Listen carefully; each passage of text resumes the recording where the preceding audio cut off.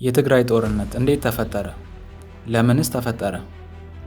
ለረጅም ጊዜ ፈጣን የኢኮኖሚ እድገት በማስመዝገብ የምትታወቀው ሀገራችን ኢትዮጵያ በ2010 ዓ.ም በወጣቶች ተቃውሞና ትግል በኢህአዴግ ሲመራ የነበረው መንግስት ስልጣን በሰላማዊ መንገድ እንዲለቅ አድርጎታል። በዚህ ምክንያት የቀድሞ የኦሮሞ ዲሞክራቲክ ፓርቲ አባልና የአሁን ደግሞ የብልጽግና ፓርቲ መሪ የሆነው ዶክተር አብይ አህመድ ጠቅላይ ሚኒስትር ሆኖ የተሾመ ሲሆን ብዙም ሳይቆይ አብይ በሀገሪቱ የተለያዩ ለውጦችን በማድረግ በዓለም አቀፍ ደረጃ ሳይቀር ሽልማትን ለማግኘት ችሏል። ነገር ግን ከ3 ዓመት በኋላ ነገሮች እየተበላሹ ሄደው ኢትዮጵያ እንደ ሀገር ለመቀጠል አስጊ ሁኔታ ውስጥ ገብታ ነበር። ለዚህ ደግሞ ምክንያቱ በፌዴራል መንግስትና በትግራይ ክልላዊ መንግስት ሲካሄድ የነበረው ደም አፋሳሽ ጦርነት ነው። ለመሆኑ የዚህ ጦርነት መነሻ ምክንያት ምን ነበር? ምን ያክል ጥፋትስ ደረሰ? እንዴትስ ተቋጨ?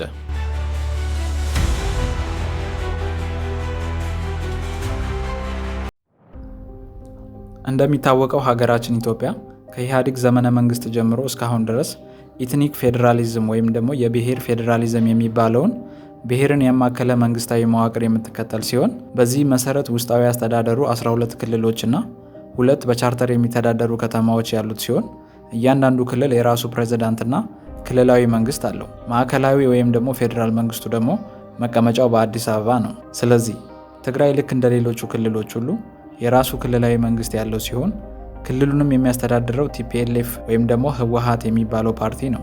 ይህም የፖለቲካ ድርጅት ደርግን በኃይል በመጣል በጠቅላይ ሚኒስትር መለስ ዜናዊ መሪነት ኢትዮጵያ ለ27 ዓመት ያስተዳደረ ፓርቲ ነው። በጊዜውም ኢትዮጵያ የተሻለ አንጻራዊ ሰላም የነበራትና ከፍተኛ የኢኮኖሚ እድገት ያስመዘገበችበት ጊዜ እንደነበር የአይኤምኤፍ መረጃ ያመላክታል። ነገር ግን ጠቅላይ ሚኒስትር መለስ የሚመሩት መንግስት አምባገነን ወይም ደግሞ የአንድ ብሔር የበላይነት የሚታይበት እንደሆነና በወቅቱ የነበሩ ከፍተኛ የመንግስት ባለስልጣናት የሀገሪቷን ሀብት እንደመዘበሩ በተደጋጋሚ ይተች ነበር። ይህም በቲፒኤልኤፍ የበላይነት ይመራ የነበረው መንግስት ከጠቅላይ ሚኒስትር መለስ ዜናዊ ህልፈት በኋላ እያሳየ በመጣው ደካማ አመራር ምክንያት በተለያዩ የሀገሪቱ ክፍሎች በተለይም በኦሮሚያ እና በአዲስ አበባ ተደጋጋሚ ተቃውሞ እየበረታበት ሲመጣ በጊዜው ስልጣን ላይ የነበሩት ጠቅላይ ሚኒስትር ኃይለማርያም ደሳለኝ በ2010 ዓ.ም ስልጣናቸውን እንዲለቁና በምትካቸው ደግሞ ዶክተር አብይ አህመድ ወደ ስልጣን ለመምጣት ችለዋል። አብይም ወደ ስልጣን እንደመጣ ዘርፈ ብዙ ለውጦችንና ውሳኔዎችን አሳልፏል።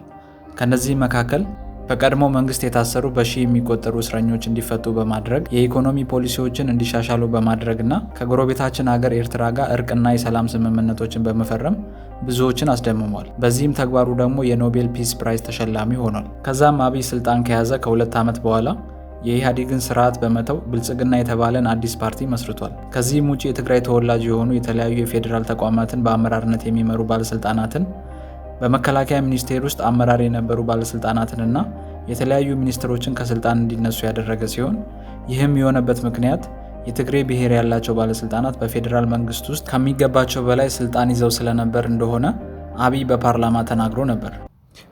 በዚህም ጉዳይ ደስተኛ ያልሆኑት የቲፒኤልኤፍ አመራሮች አዲስ አበባ ለቀው ወደ መቀሌ የሄዱ ሲሆን በጊዜው በአብይ አህመድ የቀረበላቸውን ብልጽግና ፓርቲን ተቀላቀሉ የሚል ግብዣ ውድቅ አድርገው ነበር። መጀመሪያ ከለውጡ በኋላ ሸሽተው መቀሌ ሲገቡ ትልቅ ተሳሳቱ። ቀጥሎ ብልጽግና ቢለምናቸው ከብልጽግና ጋር አልቀጥልም ቢሉ ሌላ ተሳሳቱ። በዚህ ምክንያት የትግራይ አመራሮችና የአዲስ አበባ ባለስልጣናት መካከል ያለው ግንኙነት እየሻከረ ሄደ። ነገሮች ግን በዚህ አላበቁም። በ2012 ዓ.ም ሀገራዊ ምርጫ ሲመጣ የኢትዮጵያ መንግስት በወቅቱ ባጋጠመው የኮሮና ቫይረስ ስርጭት ምክንያት ምርጫ ማድረግ እንደማይችልና ምርጫው እንደሚራዘም በምርጫ ቦርድ በኩል ሲያሳውቅ የትግራይ መንግስት ግን ይህንን ውሳኔ እንደማይቀበሉ በማሳወቅ የራሳቸውን ክልላዊ ምርጫ አድርገዋል። በዚህ ምክንያት መጀመሪያም ቅራኔ ውስጥ የነበሩት የትግራይና የፌዴራል መንግስት ባለስልጣናት ወደ ባሰለት የከረረ ልዩነት ውስጥ እንዲገቡ አድርጓቸዋል። ይህንንም ተከትሎ የፌዴራል መንግስት የትግራይ መንግስትን ህጋዊ እና ህገ መንግስታዊ እንዳልሆነ ሲገልጽ፣ የትግራይ ክልላዊ መንግስትን በበኩሉ የኢትዮጵያ መንግስት ህጋዊና ህገ መንግስታዊ አይደለም ሲል የተለያዩ መግለጫዎችን ያወጣ ነበር። Because this election is totally illegal. So to that extent, it is they who should be blamed for pushing Tigray towards the edge. Otherwise, we're not interested in declaring independence. ከዚህ ማለፍ ሲል የትግራይ ሚዲያዎች የፌዴራል መንግስት ባለስልጣናት ላይ ዘለፋና ትችት ሲያስተላልፉ፣ የመንግስት ሚዲያዎችን በተመሳሳይ የትግራይ ባለስልጣናት ላይ ተደጋጋሚ ትችቶችን ያስተላልፉ ነበር። በዚህም የተነሳ የኢትዮጵያ ብሮድካስቲንግ ባለስልጣን የትግራይ ሚዲያዎች በሀገሪቱ እንዳይተላለፉ አግዶ ነበር። ከዛም ብዙም ሳይቆይ የፌዴሬሽን ምክር ቤት ለትግራይ ክልላዊ መንግስት ይሰጠው የነበረውን ዓመታዊ በጀት እንዳቆመ ገልጾ ነበር። ለዚህ ደግሞ ምክንያቱ የትግራይ ክልል አመራሮች ከፌዴሬሽን ምክር ቤት የሚወስዱትን በጀት ለልማት ከማዋል ይልቅ የራሳቸውን ታጣቂዎች እያሰለጠኑበት እንደሆነ በጊዜው የፌዴሬሽን ምክር ቤት አሳውቆ ነበር። ከዛም 2013 ጥቅምት 24 ላይ የትግራይ ታጣቂዎች በመቀሌ የሚገኘውን ብዙ ወታደሮችና ብዙ ትጥቅ ያለበትን ሰሜን ዕዝ ወታደራዊ ካምፕ ላይ ጥቃት ሰነዘሩ። Forces loyal to the TPLF attacked a government military base in Tigray. በዚህም ጥቃት ብዙ የመከላከያ ሰራዊት ወታደሮች የተያዙና የተገደሉ ሲሆን ቁጥራቸው ትንሽ የማይባሉ ደግሞ አመልጠው ወደ ኤርትራ እንደገቡ መረጃዎች ይጠቁማሉ። ይህንንም ተከትሎ በቀጣዩ ቀን የኢትዮጵያ መንግስት ጦርነት በማወጅ ሙሉ የወታደር ኃይሉን ወደ ትግራይ ልኳል። የትግራይ ህዝብ ወገኔ፣ ዘመዴ፣ ህዝቤ ብሎ ላለፉት 20 ዓመታት በቀበሮ ምሽግ ውስጥ በመሆን በብዙ ሺዎች የሚቆጠር መስዋዕትነት የከፈለውንና አንተን ለመጠበቅ አስፈላጊውን ሁሉ ያደረገው የሀገር መከላከያ ሰራዊት የደረሰበት ጥቃት ጥቃትህ መሆኑን በመገንዘብ ከሀገር መከላከያ ሰራዊት ጋር በመሆን ሀገርህን እንድትከላከል እንድትጠብቅ እያሳሰብኩ ጦርነቱም ከተጀመረ ከ3 ሳምንት በኋላ የመከላከያ ወታደሮች ሙሉ ለሙሉ መቀሌን የተቆጣጠሩ ሲሆን ጠቅላይ ሚኒስትሩን ጨምሮ ሌሎች የፌዴራል መንግስት ባለስልጣናት ውጊያው እንዳለቀና ቲፒኤልኤፍ ተሸንፎ ወደ በረሃ እንደገባ በተደጋጋሚ በመንግስት ሚዲያዎች ይገለጽ ነበር።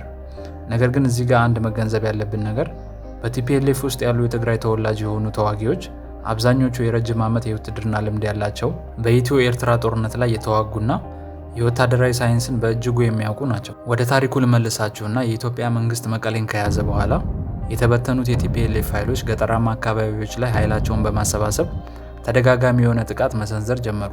በዚህም ጥቃት የትግራይን ወጣት ጭምር በማሳተፍ ያለማቋረጥ የመከላከያ ወታደሮች ላይ ጥቃት ሲፈጽሙ በስተመጨረሻም ከ7 ወር ቆይታ በኋላ የፌዴራል መንግስት መቀሌን ለቆ ሲወጣ የትግራይ አመራሮች መልሰው መቀሌንና ሌሎች ከተሞችን ለመያዝ ችለዋል።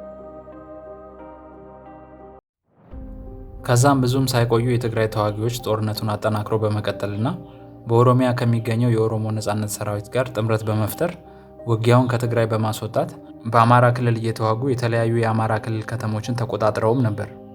በዚህም ሳያበቃ የኦነግ ታጣቂዎች በምዕራብ በኩል እየተዋጉ የትግራይ ተዋጊዎች ደግሞ በሰሜን በኩል እየተዋጉ የኢትዮጵያ መከላከያ ኃይሎችን በእጅጉ በማዳከም ከአዲስ አበባ በ188 ኪሎ ሜትር ርቀት ላይ በምትገኘው ደብረሲና ከተማ ደርሰው የነበረ ሲሆን በኋላ ላይ ግን በኢትዮጵያ መንግስት በኩል በገጠማቸው ጠንካራ የምድርና የአየር ላይ ውጊያ ወደ ትግራይ እንዲመለሱ አድርጓቸዋል። ይህ ሁሉ ሲሆን ግን መረሳት የሌለበት ነገር የትግራይ ኃይሎች ሲዋጉ የነበሩት ከኢትዮጵያ መከላከያ ጋር ብቻ አልነበረም። የኤርትራ ወታደሮች፣ የአማራ ፋኖ ታጣቂዎች እንዲሁም የሌሎች ክልሎች ልዩ ኃይሎች ሰፊ ተሳትፎ በማድረግ በተለያዩ ግንባሮች ከትግራይ ኃይሎች ጋር ተዋግተዋል። ኢቭን ጠቅላይ ሚኒስትሩ ራሳቸው ውጊያውን በቅርበት ለመምራትና ለወታደሩ ሞራል ለመስጠት በሚል ወደ ግንባር ሄደው ነበር። ዛሬ ጠላት ያለው እዛ ተራራ ነው ጋሸና የሚባለው። እኛ እዚህ ሆነን ነው እቅድ እያወጣ ያለ ነው። ነገ ግን እዛ ተራራ ሆነን ጠላትን በትነን በጋራ የምናይበት እቅድ ጨርሰናል። ዋናው ጉዳይ ጠላት ተሸንፏል። በዚህም ጊዜ የአማራ ክልልና የትግራይ ክልል ለረጅም ጊዜ የሚከራከሩበትንና የይገባኛል ጥያቄ የሚያነሱበትን የምዕራብ ትግራይ ወይም ደግሞ የወልቃይትና አካባቢውን ቦታ የአማራ ክልላዊ መንግስትና የፋኖ ታጣቂዎች ውጊያውን እንደ ዕድል በመጠቀም የትግራይ ነዋሪዎችን በማስወጣት ቦታውን ሙሉ ለሙሉ የተቆጣጠሩት ሲሆን የራሳቸውንም መንግስታዊ መዋቅር ዘርግተው ነበር። ከዛም የትግራይ ተዋጊዎች ሙሉ ለሙሉ ወደ ትግራይ ከተመለሱ በኋላ ሁለቱም ተዋጊ ኃይሎች የጦርነት ማቆም ስምምነት በማድረግ ሂደት ላይ ያሉ ጦርነቱ በድጋሚ አገርሽቶ ለብዙ ሰዎች ሞት ምክንያት ሆኗል። በስተመጨረሻም ከብዙ ንግግርና የሌሎች ሀገራት ባሳደሩት ከፍተኛ ጫና ምክንያት ጥቅምት 23 2015 ዓ.ም ላይ የኢትዮጵያ መንግስትና የቲፒኤልኤፍ ባለስልጣናት በደቡብ አፍሪካ ፕሪቶሪያ የሰላም ስምምነት ተፈራርመዋል። That the people of Ethiopia now desire peace and now desire to resolve their internal issues through peaceful means. በዚህም ስምምነት ላይ በጦርነቱ ወቅት ከኢትዮጵያ መንግስት ጎን በመሆን ሲዋጉ የነበሩት የኤርትራ ባለስልጣናትና የአማራ ፋኖ ኃይሎች በተደረገው ስምምነት ላይ በቀጥታ ባለመሳተፋቸው ከኢትዮጵያ ፌዴራል መንግስት ጋር ቅሬታ ውስጥ የገቡ መሆናቸው ሲገለጽ የነበረ ሲሆን በዚህም ምክንያት የኤርትራ መንግስት ከኢትዮጵያ መንግስት ጋር የነበረው ግንኙነት እንደሻከረ መረጃዎች ይጠቁማሉ። ለመሆኑ የስምምነቱ ዋና ዋና ነጥቦች ምን ነበሩ? በቲፒኤልኤፍ በኩል ቲፒኤልኤፍ የኢትዮጵያ መንግስት ውሳኔን ባለመቀበል በክልሉ ያደረገው ምርጫ ህገወጥ እንደሆነና ምርጫ እስኪደርስ ድረስ ጊዜያዊ አስተዳደር እንዲመሰረት፣ ቲፒኤልኤፍ የሚመራቸውን ተዋጊ ኃይሎች በጊዜ ሂደት ትጥቅ እንዲያስፈታና ወደ ማህበረሰቡ እንዲቀላቀሉ እንዲያደርግ፣ ቲፒኤልኤፍ የኢትዮጵያ ፌዴራል መንግስት ስልጣንን እንዲያከብር የሚጠቅስ ሲሆን በኢትዮጵያ ፌዴራል መንግስት በኩል ደግሞ ያልተገደበ ሰብአዊ እርዳታ ወደ ትግራይ እንዲገባ ማድረግ፣ መሰረታዊ አገልግሎት የሚሰጡ ተቋማትን መልሶ በትግራይ ስራ እንዲጀምሩ ማድረግ፣ የቲፒኤልኤፍ ተዋጊ ኃይሎች ላይ የሚደረገውን ወታደራዊ ዘመቻ እንዲያቆም፣ ቲፒኤልኤፍን ከሽብርተኛ መዝገብ ዝርዝር ውስጥ እንዲወጣ ማድረግና ሌሎች የስምምነት ነጥቦች ይገኙበታል። በዚህ ጦርነት ታዲያ ኢትዮጵያ ምን ያክል ሰብአዊና ቁሳዊ ሀብቷን አጣለች? በዚህ ጦርነት ሆስፒታሎች፣ ትምህርት ቤቶች፣ የእምነት ተቋማት፣ መንገዶች እንዲሁም ሌሎች መሰረተ ልማቶች በከፊል ወይም ሙሉ ለሙሉ የወደሙ ሲሆን እንደ ፋይናንሻል ታይምስ ዘገባ የ20 ቢሊዮን ዶላር ወይም ደግሞ የ2.5 ትሪሊዮን ብር ገደማ የሚሆን ቁሳዊ ሀብት ኪሳራ በትግራይ ጦርነት ብቻ ኢትዮጵያ አጣለች። Airports have been attacked, schools, hospitals, church, mosque, in addition to unlawful killing, execution, torture, and the huge number of sexual and gender-based violence. Undoubtedly the major humanitarian crisis in the world today. ሰብአዊ ኪሳራውን ስንመለከት ደግሞ በዚህ ጦርነት የሞተ ሰው ቁጥር እስካሁን ድረስ የኢትዮጵያ መንግስትም ሆነ የቲፒኤልኤፍ ባለስልጣናት ትክክለኛውን አሃዝ ወይም ደግሞ ቁጥር በግልጽ አላሳወቁም። ይሁን እንጂ የውጭ ሀገር ሚዲያዎችና ጥናቶች ይህን ቁጥር ሲያጋልጡም ነበር። ከነዚህም አንዱ የሆነው ግህነት የተባለ መቀመጫውን ቤልጂየም ያደረገ ዩኒቨርሲቲ አደረግኩት ባለው ጥናት በትግራዩ ጦርነት ከሁሉም ተፋላሚ ኃይሎች የሞቱ ሰው ቁጥር እስከ 600,000 እንደሚደርስ አሳውቋል። ይህም ቁጥር ከራሻ ዩክሬን ጦርነት ሲቀጥል የ21ኛው ክፍለ ዘመን አስከፊው ጦርነት የሚለውን ስያሜ እንዲይዝ ያደርገዋል። በትግራይ አሁንም ድረስ ያልተፈቱና መልከ ብዙ ችግሮች ቢኖሩም በዚህ ስምምነት ምክንያት የተሻለና አንጻራዊ ሰላም ሰፍኗል። በመጨረሻም ሰላም ለትግራይ፣ ሰላም ለመላው ኢትዮጵያ ይሁን እያልኩኝ በቀጣይ በሌላ ቪዲዮ እስክንገናኝ ድረስ መልካም ጊዜ